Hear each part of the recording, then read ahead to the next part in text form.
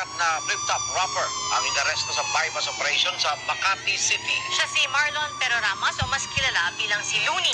Members of Makati's Drug Enforcement Unit have arrested the rapper Looney. Nakuha na sila ng ilang pakete ng droga. Miyerkules ng nakalang linggo nang maaresto si Looney at apat na iba pa matapos makumpiskahan ng push or high-grade marijuana. Bagamat makulay ang mga babalat, alam mong mahusay ang pagkakalahad. Mga tunay na ganap, isinulat ng parak. Kaya wag ka nang magulat kung magtutugma lahat. Sapagkat ito'y galing sa memorya, isang napaka-importante na istorya. Ito ang aking personal na testimonya, pangontra sa mga ignorante na teorya. Ito ay tunay na buhay, wala akong dahilan para magsinungaling at mga detalye palitan. Ito ang kwento kung paano kami tinaniman ng marijuana ng mga parak na mukhang Taliban.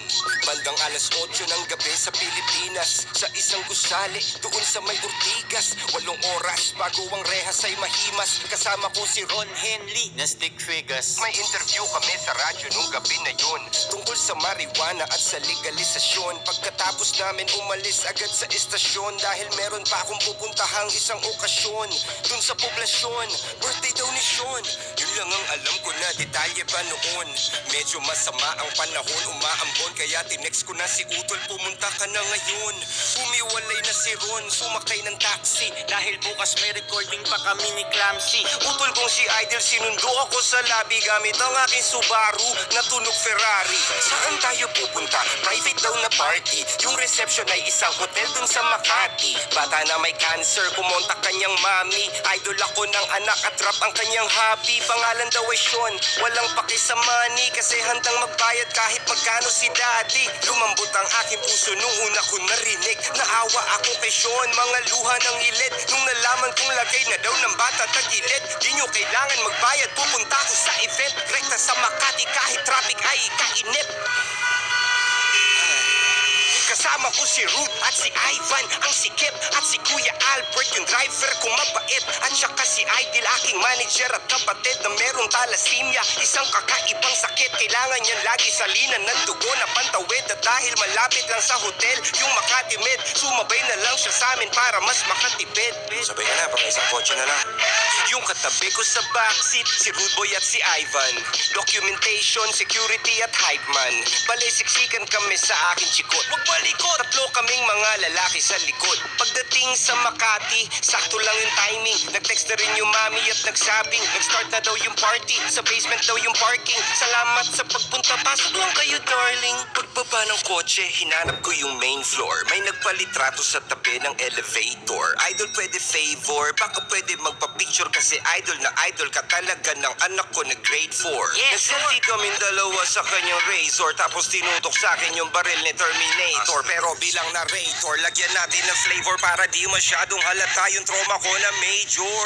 What the fuck? Nakakagulantang, sang katutak ng ninja cup sa amin ng tumambang. Parang Wu-Tang Clan, lampas 10 lumabas sa van. Pasensya na idol, napagutusan lang. Humakbang paatras at wala nang nagawa. Tinutukan ng bereta sa mukha, pinadapa, pinusasan, pilit pinapatingin sa baba. Mga bulsa namin isa-isa nilang kinapa. Akala ko kidnap for ransom ang sadya, o kaya baka prank lang to na malala lang iya. Dapa! Kamay sa likod, sa baba! Dapa, sabi!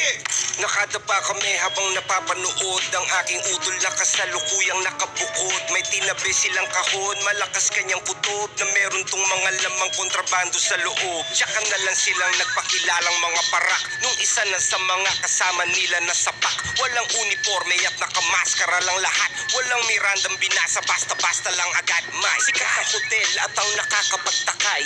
Maraming CCTV, lahat nakapatay. Wala man lang bodycam na nakalagay, kahit kuha man lang ng cellphone gamit kamay. Sabi daw ng pulisya, sakin daw nakumpiska, pero di makumpirma kasi walang kahit ni isang saksi na pumirma. Walang video ng palitan magmula nung umpisa. Kung under surveillance pala, dapat may footage ka. Diba? Kung under surveillance pala, dapat may footage na. Kung normal na tao nagpa-viral pag nahuli siya, paano na lang kaya kung si Looney pa?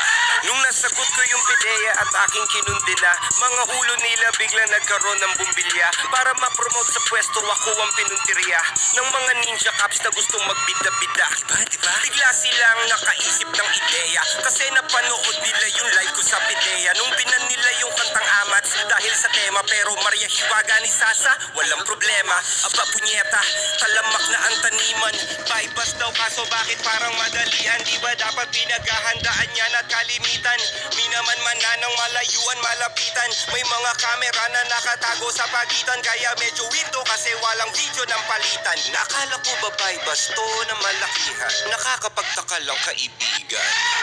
Gusto mong maintindihan at mabatid? Gamitin mo lang ang sentido kumon kapatid. Para sa 100,000 magpapakaastig. Kayang-kaya ko yung kitain ng 1 gig. At kung pusher man ako ng sinasabi nilang weed, bakit naman ako pa mismo maghahatid? Hindi nga ako lumalabas ng bahay tsaka bi. Hira mo makita sa kalsada tumawid. At bakit ako magbibenta sa di ko kakilala? Kung sa eksena ko ay maraming nagmamariwana, bakit ko papahirapan ang sarili ko habang sinusugal ang karerang matagal kong pinagsikapan? Bakit isasama ko pa yung kapatid kong may karamdaman at kameraman para mag-vlog ng kaganapan? Walang saysay na mga paratang pawang haka-haka lamang para pangalan ko ay urakan. Alam ko meron akong mga paanan na tapakan, ngunit di ko yun sinasadya. Ako ay tao lamang, pinaglaban lang ang paglikha ng merong kalayaan. At kung yun ay masama, yun lang ang aking kasalanan.